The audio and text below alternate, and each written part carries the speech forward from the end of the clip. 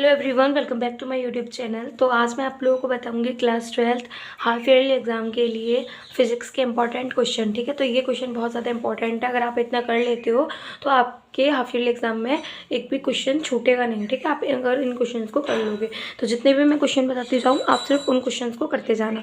तो first question है, दो विद्युत क्षेत्र रेखा एक दूसरे को क्यों नहीं काटती हैं। ठीक है, तो ये वाला क्वेश्चन बहुत ज़्यादा इंपॉर्टेंट है और इसका आंसर भी आप लोग देख सकते हो। उसके बाद जो इंपॉर्टेंट क्वेश्चन है वो है, आवेश की योज्यता के नियम किसे कहते हैं, मतलब आवेश की योज्यता किसे कहते हो, आवेश संरक्षण किसे कहते हैं।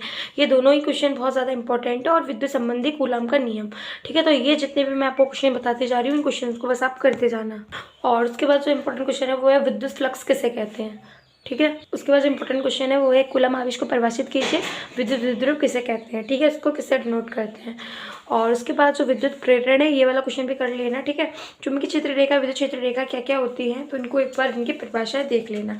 चलो उसके बाद देखते हैं नेक्स्ट। उसके बाद ये वाला जो क्वेश्चन देख रहे हैं, समविभव पृष्ठ किसे कहते हैं। ये क्वेश्चन बहुत ज़्यादा इंपॉर्टेंट है और इसकी विशेषताएं भी करनी है। ठीक है, उसके बाद जो इंपॉर्टेंट क्वेश्चन है वो है, पृथ्वी के विभव को शून्य क्यों माना जाता है और दो समविभव पृष्ठ एक दूसरे को प्रतिच्छेद क्यों नहीं करती।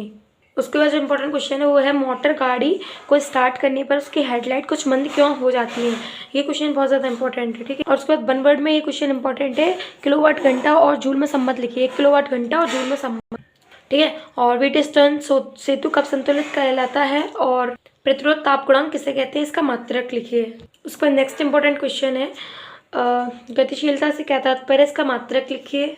और उसके बाद आता है किरचॉफ का नियम। ठीक है, किरचॉफ के नियम उनकी लिखिए तथा उनकी व्याख्या कीजिए। तो किरचॉफ का नियम बहुत ज़्यादा इंपॉर्टेंट है, इसको कर लेना। और जो व्हीटस्टोन सेतु वाला है इसको भी एक बार कर लेना। उसके बाद एक इंपॉर्टेंट क्वेश्चन है, ताप बढ़ाने पर किसी पदार्थ की प्रतिरोधकता क्यों बढ़ जाती है। इधर देखिए आप लोग कंफ्यूज मत होना, प्रतिरोध अलग होता है, प्रतिरोधकता अलग होती है, दोनों में ही आपको अंतर आना चाहिए। ठीक है, तो ये क्वेश्चन कर लेना। प्रतिरोध प्रतिरोधकता में अंतर स्पष्ट कीजिए या फिर इनकी परिभाषा भी पूछी जा सकती है।